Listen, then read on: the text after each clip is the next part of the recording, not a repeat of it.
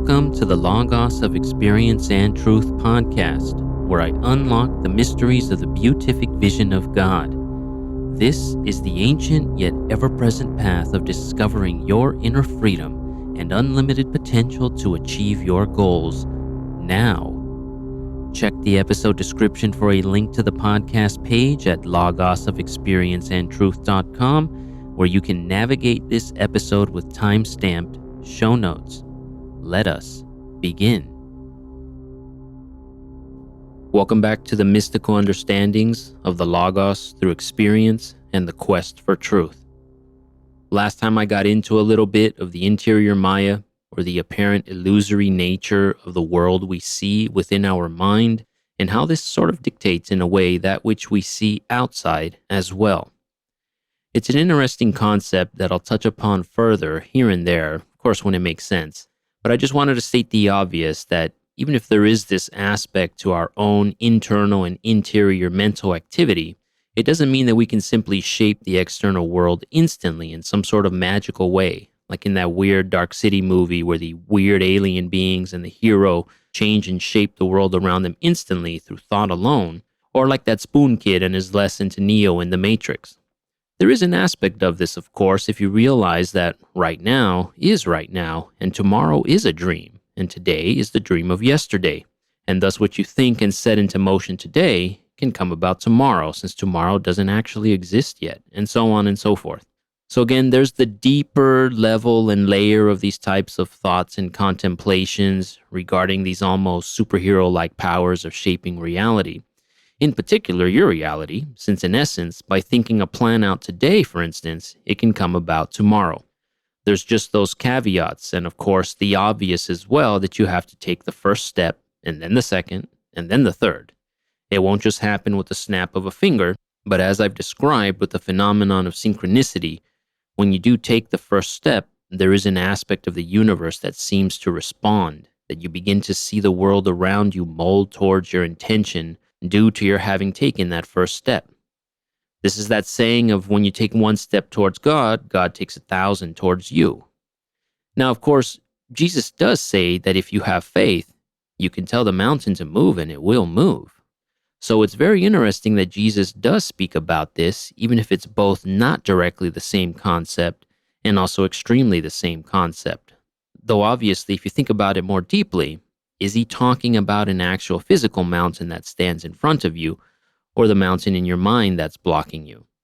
Either way, until you're resolved for the change to occur, whether external or internal, until you believe that it will move, it will not move. So very interesting. I hadn't actually thought of this prior, so just in the thinking and outlining phase for this episode, I found the New Testament straight from the mouth of Jesus teaching and saying regarding the power of faith to move mountains as the equivalent to thought shaping reality. As we've seen though, mental worldly thoughts of the mental worldly conditioned mind are not actually the same as faith, so there is a deeper wisdom in revealing in Jesus' saying versus repetitive wishful thinking. I still don't quite understand how all of it works, of course. I'm not sure any deep diver into these mysteries fully understands it, but if I can try to describe it, there's some sort of base, some sort of foundation to reality itself, that which the Creator, God, set into motion and is kind of like the original piece of marble an ancient sculptor got into his or her studio and then began carving out the intended figure from that marble. This is well attested to in other cultures as cosmological myths that there's some kind of stuff that the first deity or God uses to start creation, and from there all emerges. So what I mean by this is that there's aspects to the external visible world that at first glance don't appear to be changeable. But if you think of what human beings have done with irrigation, water systems, tributaries, dams, and such things as that, at first glance, if we can place ourselves into the shoes of our ancestors that saw these sources of water and sought to extend their use across the land by digging ditches and such. My daughter is learning ancient Egypt right now, so I'm thinking of what they did to extend the reach of the Nile floodwaters, and then up to modern times, right, with the building of canals and such. At first glance, it doesn't seem like anything can be done with those aspects to the external, visible world of nature, and yet, again, with a plan and then setting it into motion, the wonders that humanity has created and achieved have been achieved. It just takes time. The external manifestation takes time. can take a billion years compared to the thought of it occurring in an instant inside of the mind. But there is that aspect of the little saying in that Field of Dreams movie of if you build it, he will come. Once you start, once you begin, once you get going, it's like the world bends around you, aids you, as well as testing you for certain, which is what seems to be lost on those that seek change and do not achieve it, that it requires sacrifice of some sort towards the achievement of your plan, your vision, your goal, hope, the desire. And as I'm thinking of the Spoon Kid in The Matrix, since mentioning that scene just opened up more connections in my head, exactly what he says is this process. It's not the spoon that moves, but yourself that does, your beliefs, your convictions, your will and determination to see whatever it is you've thought up through to completion. And any blocks are entirely your own and have more to do with what's inside of you versus anything outside of you. And when you dive deeper and deeper, the external visible world becomes the reflection of your internal world, the land of the subconscious informing your conscious mind. And if you can see it, your unconscious sending you hints as well, left and right and all around you, that you simply have to train yourself to see and notice. So I'll give you another example, at least of just how these sorts of things arise, but also how your involvement and having that internal awareness of being aware of what is occurring in your mind is how you're able to see such things as the phenomenon of synchronicity, or the appearance of your thoughts shaping reality around you and your being able to notice it, which I suppose would be the essence of synchronicity, since all of that would be involved, or required, I guess, in order to witness or experience such phenomenon. I've mentioned a few times I created a massive database of all my journal writings, going back to 2004, that I've stored and kept with me over the years. This is hundreds, thousands of entries and lines of text, millions of words. The program that I used couldn't even calculate it without crashing. The last time I tried a word count, it was at 1.7 million words, and that was before I went past the year 2013 and doesn't include my massive journal entry from 2004 to 2007, which alone has over 1 million words. I'm not trying to impress you with the number of words I've typed, just the number of individual entries I've written over the near 2-decade time period, which you'll understand in a bit why. As I was going through and copy and pasting each separate entry into this database, I was rereading them when it seemed important to do so, when these mysteries we've been discussing felt like they were trying to come through in the writing and such things of that nature, since I'd actually never reread a single one of these journal entries, as I think I said in the last episode. I'd gone through several dozens of these during the day, and in one of them had come across some commentary I'd written down regarding the phoenix, that wondrous legendary bird of fire that engulfs itself in its own flame and is then reborn. There's lots of interesting things surrounding this symbol of how, for instance, Christ is the phoenix, etc. But on this day, what I'd written about was that I was feeling like the phoenix during the mini revival I've mentioned I'd had around 2008 and 2009, with this journal entry occurring on July the 7th, 2009. Now, it's kind of funny, but even after almost 6 hours of podcasting across these 8 episodes, I feel incredibly self-conscious and shy even, reading you stuff from a journal entry I'd written over 11 years ago. When one is learning writing, you're taught never to share your first draft of anything you've written, so I'm feeling a little of that conditioned perception within me regarding this, literally exactly what I've been discussing over the past couple of episodes. But I'll give you a taste, since these are the types of thoughts and feelings I had during the long march through the desert of the soul. And as I said, it was like I'd entered into some sort of mini revival, and this journal entry was kind of like that springboard into that attempt of rebirth, feeling as if it were near, or that it had come upon me, which again is the mystery of the phoenix itself. I'm realizing I'm feeling not at ease reading you this since it's unedited and raw.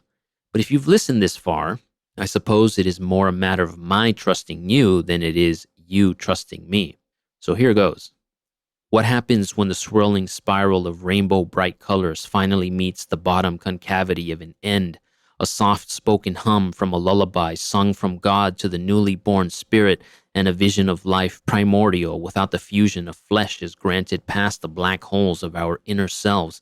Everything has a purpose. If not, why then existence in the perfect universe? A vibrating sense, a pulsating resonance reverberating from the deep, unseen places to the known cortex of our thoughts emerges like the phoenix from the buried ashes of a past life. The fallen rise. They rise because they must. They've been shoved down and are forced to get back up by any means necessary. I have fallen over the edge. I was pushed out of the airplane with a parachute and have been falling without believing that I had fallen. I've been the same as I was before the fall, inside of my memories and thoughts, living as if the world around me weren't swirling down the drain into death. Death of the past has occurred. It is my job to accept this and to move forward. It is my job to pull the cord, accept where the wind will take me and land onto the world of the new and live. All it takes is acceptance. So it had felt like the mysteries of God were all around me and within me once more, that I had heard a calling and I was trying to listen to it. But I was too distracted by all the distractions that surrounded me at the time, and I didn't move forward through the desert of the soul during this time period, but I was still trying to write about it. Now back to the present moment. After reading this journal entry, and later on that day, my kids wanted to watch the new remake of the Mulan movie. After we'd watched it, I tried to remember the original animated version and if it featured the phoenix in it, but I'm pretty sure it didn't. It wasn't a symbol in that movie. I'm only saying this because I'm trying to illustrate that I wasn't unconsciously in some manner anticipating the phoenix symbol in this current live-action remake based on the symbol having appeared in the animated version. Because while watching it, my spidey sense began to tingle when the symbol of the phoenix began to appear and was discussed in the movie. Now let me try to break it down once more about why one has to question these things. What are the chances that on this day, this week, this month, that morning, I'd come across the exact journal entry I'd written 11 years prior, never having reread it up until that morning, which, as I just stated, I'd write over and over again, day after day, week after week, and would never go back and read a single one of these spiritual journal entries, since I never once thought that they were worth anything to anybody other than myself, and only began rereading them a few months ago in September and October of 2020 when I started creating this database. What are the chances that I'd come across that particular entry among the thousands that I have exactly on the day when my daughters would want to watch the Mulan movie, and that the new Mulan movie would have added the symbol of the phoenix into it when the animated version didn't have it? Again, I'm sure a mathematician could figure the probability of that out and explode their calculator doing so, since when the number reaches infinity or is infinite, it can't possibly be random. And there's something else going on at the elemental, foundational aspect to reality itself. Now, obviously, the other factor in this is that I had to be aware of what I'd read earlier in the day, and then have the awareness to notice the apparent synchronization of the phoenix symbol I'd come across earlier in the morning within my own writing, as I was recognizing it emerge in the form of the outside world that can come through the television and movies.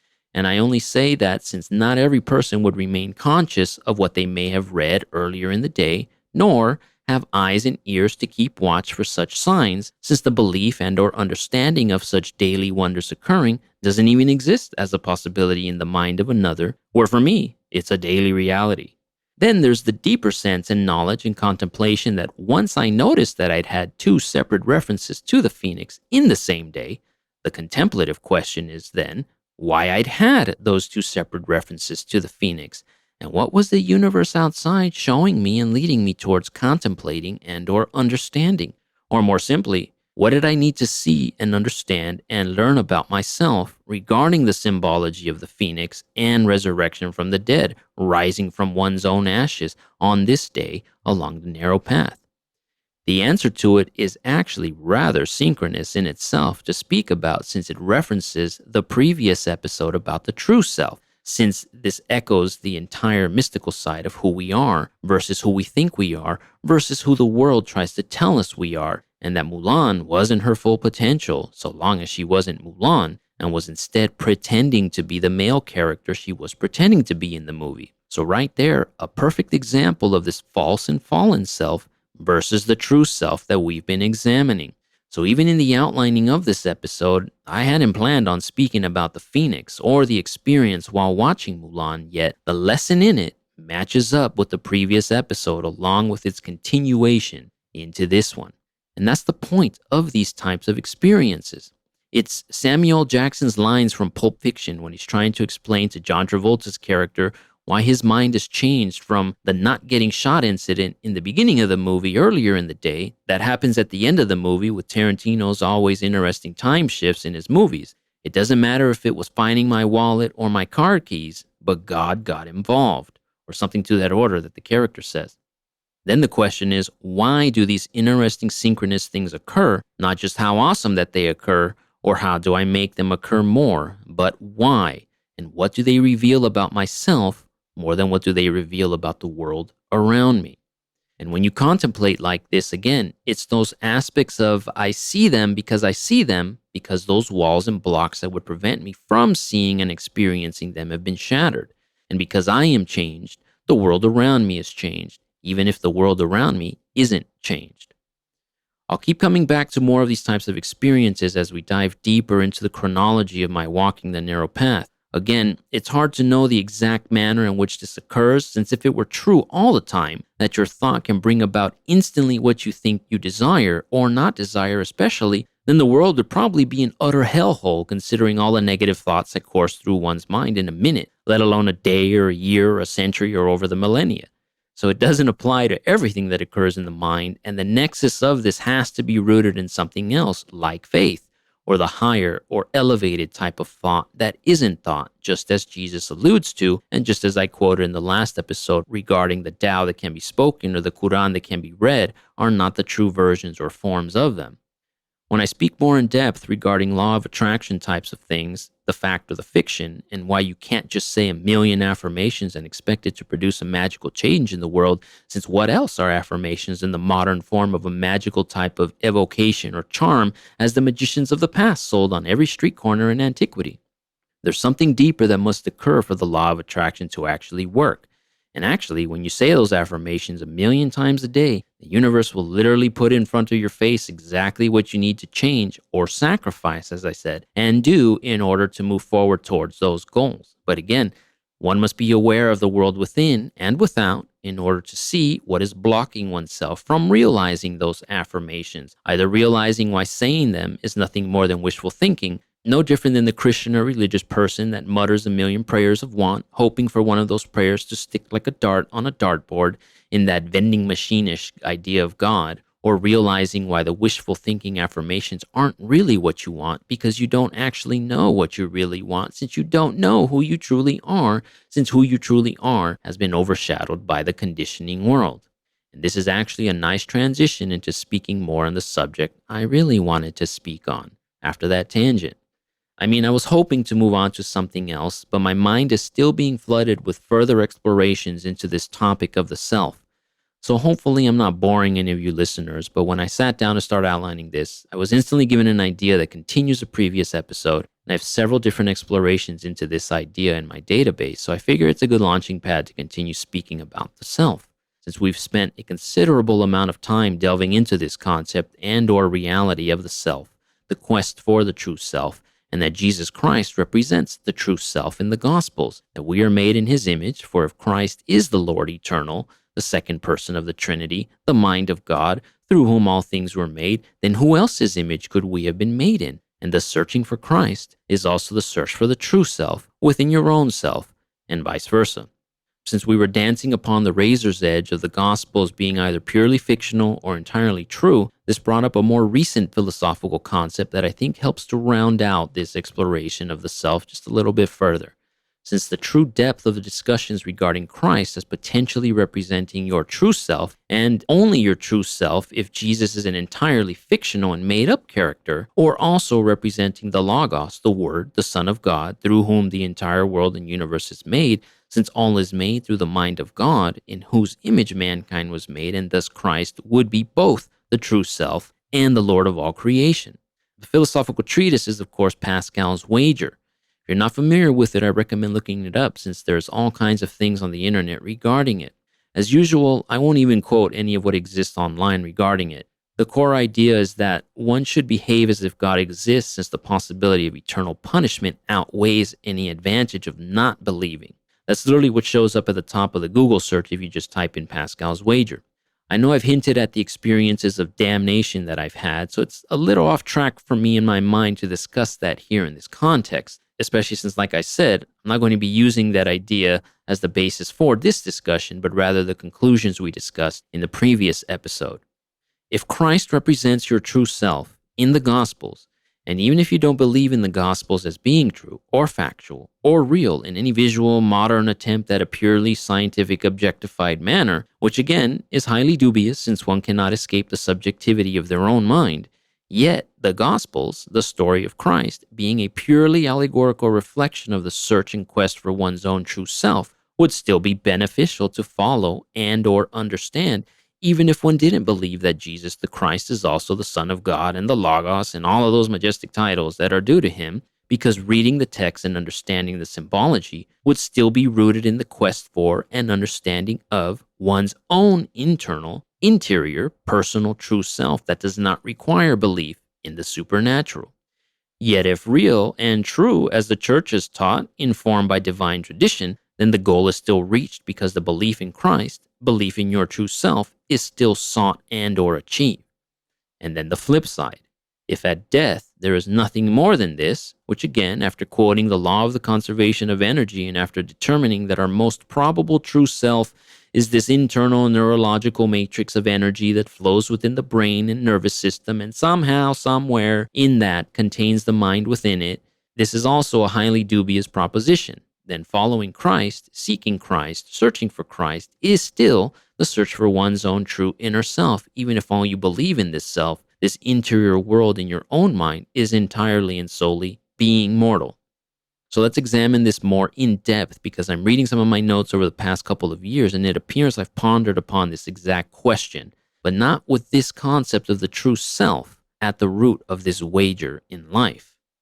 Way back in the first episode, I commented that the mystical experience is exactly what psychologists, neurologists, scientists say is not possible, the entering into the unconscious mind. So, continuing with Pascal's wager, let me add to it with this exact concept in the form of a question. Is the mystical experience nothing more than entering into the unconscious mind and thus isn't anything spiritual or supernatural and remains nothing more and nothing greater than a strange psychological and only human experience that has nothing to do with spiritual ideas and especially not having to do with God? Now, I've already stated my stance on this, that when this experience does occur, and you are flooded with a million thoughts or are capable of seeing the stream of thoughts extending outward into what can only be termed eternity. Here's an example. Let's say you were standing on a cobblestone road and looking down at it, and each stone was a thought that looked like a television screen. And then you looked up the street, and each and every stone was the same. And then that you were able to see the image in each stone simultaneously. That is what this experience is like.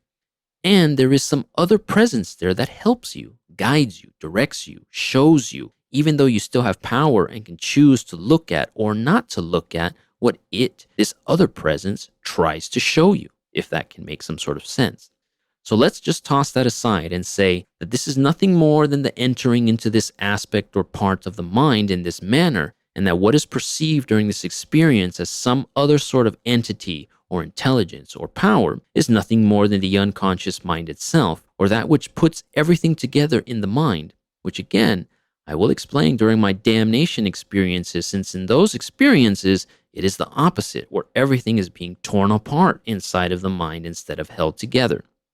But here's the point. Even if it's just a human experience, yet the biblical text, the mystical understandings surrounding them, and all other mystical texts in the world worth their weight in gold, going way far back into history, prehistory even, and into the shamanistic times, since the claims of these peoples being able to enter into these ecstatic states of mind and being extend well beyond known civilization and common or present religious experience. The point is that each and every single one of these people's teachings teach that one can take one's mind. If all that's happening is the conscious mind delving into this, the unconscious, these texts, practices, beliefs somehow have the steps and guidance of how to enter into this state, place, location, beyond the conscious mind, beyond the subconscious mind, and into the unconscious mind. That in and of itself should be enough to sway at least the curious into following Pascal's wager, to following Christ, or belief in itself, simply due to, once more, the historical, sociological fact and reality that all people across all time, all cultures, every continent, every civilization, that they have all spoken of this state of mental experience that can occur from these writings, practices, teachings that have been handed down across the ages, and not a single one, as far as I can perceive and have searched for and studied, not a single one hasn't spoken of some sort of presence, entity, beings, or being that was there that, for lack of a better word or idea, felt supremely greater compared to oneself when in its presence, yet also felt supremely familiar, and a feeling of sameness or closeness or similarity in relationship in some way with this supremely exalted presence, that which has been called God. So in my opinion, just looking at that, even if we remove the supernatural elements entirely, that's a pretty stunning statement or reality or truth to the human experience, to humanity as a whole, since shamans and tribal societies, without any of the accoutrements of civilized life, have their own teachings and practices. Whether drug-induced or not doesn't really matter, but even they have their paths and steps to find this doorway within, to enter into this state of being, this mental experience of experiencing the unconscious or the totality of the mind at once, again, if all we're calling this is an entirely human experience. So I had written this as a hypothetical question to myself a couple years back after my sequence of mystical experience, end of 2018, beginning of 2019. Is the concept of God simply that idea that humans came up with that defines this most inner ancient part of the mind, body, soul, that most inner aspect that makes us human, and that it's simply an idea to denote this place within the mind, this beginning place, this ending place, this alpha and omega place, and that if you're able to reach this inner place, this sanctum of thought and emotions, from whence thought and emotions emerge, then one has simply achieved the fulfillment that this ancient idea and concept sought to create within the inquisitive seeker or believer, the experience of this inner sanctum where the beginning and the end of thought and emotion coexist. And since it's floating around in my head, I feel it necessary to state the obvious that this is not anthropomorphizing God in the childish sense. Since I read some comments somewhere from opponents that always like to say that we made God in our image with personality and things of that nature. What I've just described for you, hopefully you can see the difference between this and anthropomorphizing God, which, to be honest, has its benefits, since how else can we relate to this? And I'll give a hint, especially as to why the terms of Father and Son are used, at least in Christianity. The familiar terms are there specifically for our benefit, to understand this relationship between creator and creation, since creator and creation may not be terms and ideas that are meaningful to every individual, but adopted son to the Father of all means a lot to especially those of us like myself that, again, required the physician Jesus to heal the broken parts of ourselves, to reconcile all the wrongs done in life, and, are basically the prodigal son story. Now, there are some requirements to even reach this far into this possible entering into the unconscious, which again, even these are steps needed to be walked and mental blocks needed to be overcome. Obviously, one has to believe that this inner sanctum exists, meaning one has to know there is a goal in order to seek the goal. Again, even if we're still completely removing any and all traces of the supernatural and are only sticking to this concept of the truest or the most true inner self. Because if you understand where I'm going with this, we've already discussed how all the aspects of the body can't possibly be our true self, since even they operate almost entirely on their own. But once you start peeling away the layers of mental thoughts, the conscious mind, emotions and emotional thought, the subconscious mind, you reach a place, a door, a gateway into this inner sanctum of the temple within, symbolized by the inner sanctum of the external temple or the holiest of holies, since again, the search for the true inner self peels away any and all layers of false self that exists within the worldly mind and requires one dying to oneself in order to be reborn within oneself. Now, maybe seeking for your true self doesn't really mean anything to you, dear listener, or to anybody else in this modern world anymore. I really don't know. But there was nothing more important to me than the search for this. The meditation that we did a few episodes ago was part of that shedding away of any and all that was seen as possible and false self. There was more to that I had to peel away, of course, far more depth to it than that, which if you're meditating on such things now, I'm sure you've already seen and intuited for yourself by now. So that would be another belief or assumption that one has to have in order to seek this true inner self. just as it would be needed to fall into following Pascal's wager. And again, all we're doing here is changing the word God for true inner self. You have to believe that there is such a thing within the depths of your mind and heart, in your thoughts. And when you soul, again, since we're trying to see this from a purely human, secular point of view, though again, we've already determined that soul was simply the word for this most probable real self in the physical within us that the ancients determined and pictured, since pictured was exactly what they did, as some sort of luminous ball of light or energy that dwelt within. And it appears that science and neurology through fMRI type brain scans have seen the exact same thing through technology, which is just an extension of the human mind, as the ancients saw with just the mind. So you have to believe in the depths of your mind and heart that there is something, some aspect of you within that is the most you, the deepest, truest you that maybe you were as a child and it was somehow destroyed. Again, I don't want to bring in the Christ, but remember his teaching, you must be as little children, for the kingdom of heaven is filled with ones such as these. Well, again, what's he referring to? That you've returned to some sort of dependency as adults, that you're learning any and everything you desire, that the world is once again a wonder to you. A little bit of all of that probably, but also children, if allowed, which is increasingly not being allowed in this politically correct American world. If children are allowed to be themselves, they will be themselves without question. They have no doubt in themselves about who they are, because there's nothing that is running contrary or hijacking their mind and internal mental perceptions about themselves if their minds have been guarded, just as their bodies have been guarded by their parents. The entirety of this is rooted in that question of what is your purpose or goal in life? Yet this concept runs much deeper than that, because you can ask yourself, what is your purpose and goal in life, and be presented with a million options. And all you have to do is eeny, meeny, miny, mo, choose one and follow it. And maybe you find happiness in life, contentment, maybe even wealth, tremendous wealth. But if deep down, deep in the confines of your mind, you still remain unsatisfied, then even if you gain the world, but lose your soul, what have you truly gained? Another of those awesome lines from Jesus. So that there is something within you, a truth, a desire, a goal, the purpose for your very existence that dwells inside of you, especially if you lost this knowledge and the vision of it somewhere along the path of life, in childhood usually, yet that it exists, number one, exists inside of you already, number two, and that even if you've lost or forgotten it, that you can find it again within yourself. This must also be something that you believe to be true in order to follow Pascal's wager and believe and behave and search for this inner true self within your own mind and heart, as opposed to not believing as if this inner true self were real. Now, since I'm no atheist, I have no idea what they have to say about one's purpose or true inner self, separate from any supernatural type of idea. I don't think that they see human beings as some kind of pure automaton that simply responds to nature or goes with the flow or makes changes accordingly based entirely on the external pressures of the world.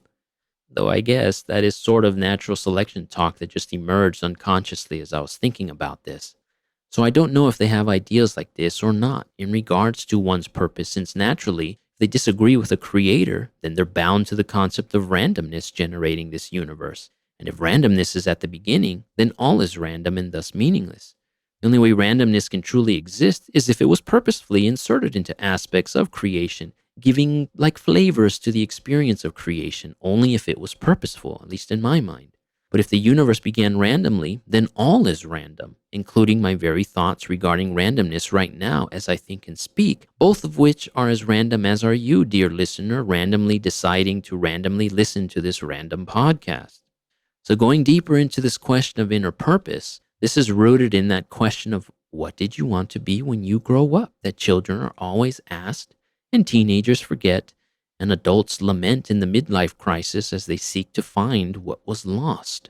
In fact, at the end of my book, Lucifer Revealed, I even called this mystic narrow path walking the midlife crisis, since at the time I was trying to find that secular concept and idea that could potentially denote aspects of this experience to a secular person even. Though as I stated previously, since I've been on this path since age 19, I'm not sure if the entirety of that concept pertains to the search for the true self in the secular, or to the search for Christ in the religious sense, though there are aspects to the idea of the midlife crisis that are of course found with this inner quest.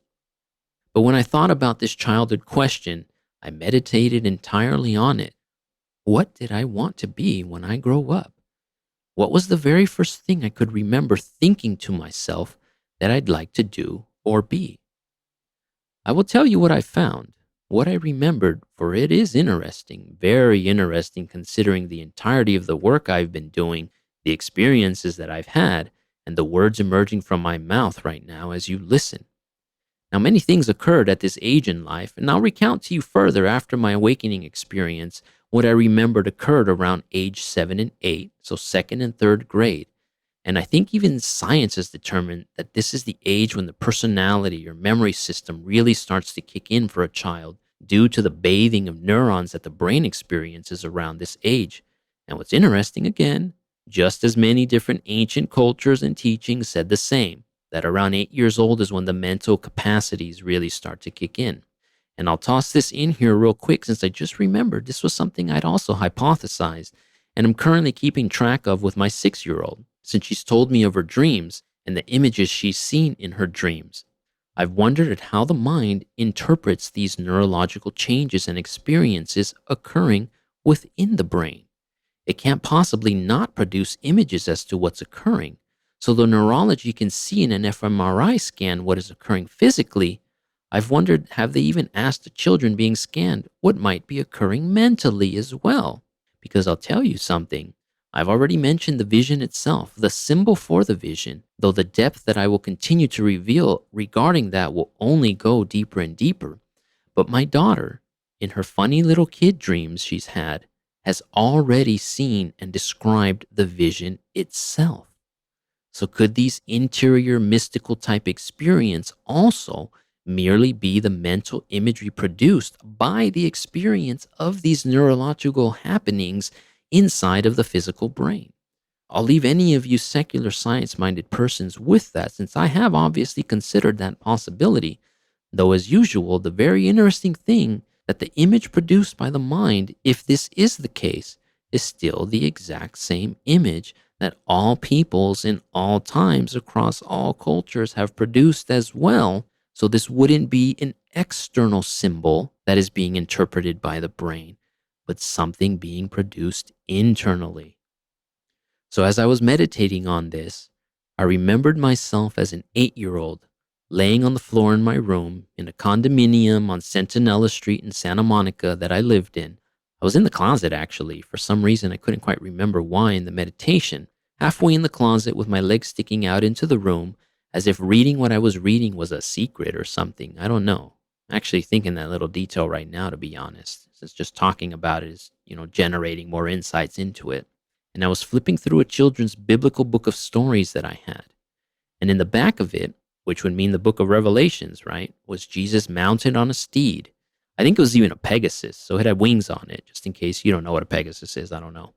He was decked in glowing armor with a crown on his head, and the armies of heaven were ready for the final battle.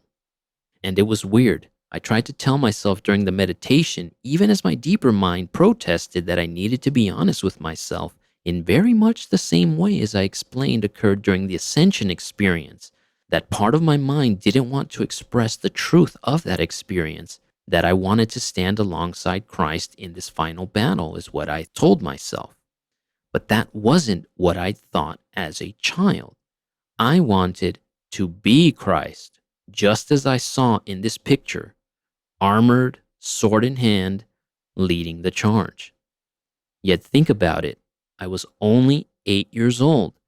And since my parents weren't consistent churchgoers, along with being the Sunday-only churchgoer and never speaking about religious things beyond that 45-minute church experience, I didn't know a thing about Christianity other than the whole baby Jesus stuff at Christmas time, right? Like most kids. And I sure didn't know anything about the end days. I didn't know anything about any of that. I only knew that I believed in God at that time.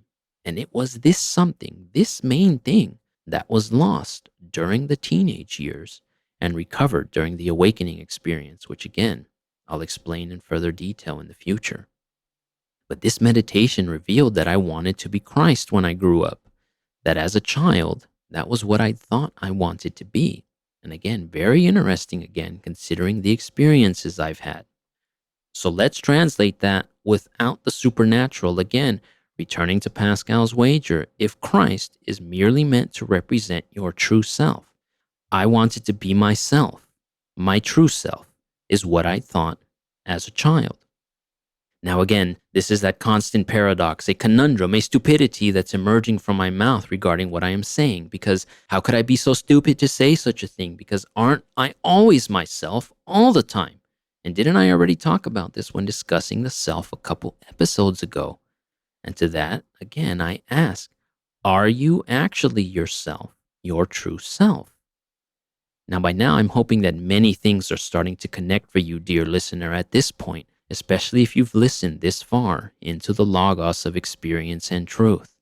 If your mind, your mental activity, is the fallen or false self, and if you've existed in this conditioned world of mental experience and thought, forced upon you by all external voices and circumstances, shaping and framing your interior world and thus your exterior world as well, and is the reality in which you see and dwell within, then are you actually yourself, your true self? Or are you some type of automaton that has been swept up by the world and are simply going through the motions of life, of living, and are nothing more than a shadow of your truest, inner, deepest, desired self? For you do not know your deepest, desired, truest self. And if you do not know how to follow your deepest, truest self. In modern times, this exists within a question that I was just presented with during a conversation with my wife regarding one of her patients that was going through her social media stuff on her phone during an urgent care office visit while my wife was sewing up some sort of laceration on her body. And this is an internal and personal question, though again, in this day and age, do those that dwell within the social media world even have a concept of this question? And the question is simple. Are you, or is your true self, determined by the thumbs up and likes you get in social media, the personalities that you follow on social media, and the webbed network that surrounds you within this media matrix that exists in your phone and thus exists in your mind as well? Are you, or is your true self, determined by that which is outside of you? Or are you, or is your true self, your truest self, something far more real and deeper than what social media is telling you that you are? So again, it's not like following Pascal's wager, just as following and believing that there is a true self beyond the self that the world tells you that you are, let alone believing in the true self as synonymous with Christ, in whose image we are made. Or really, this type of interior search isn't meant for everybody, just as it is meant for everybody, since there are obviously countless human beings on earth today, as in the past, that are perfectly blissful, dwelling within the ignorance of this internal question.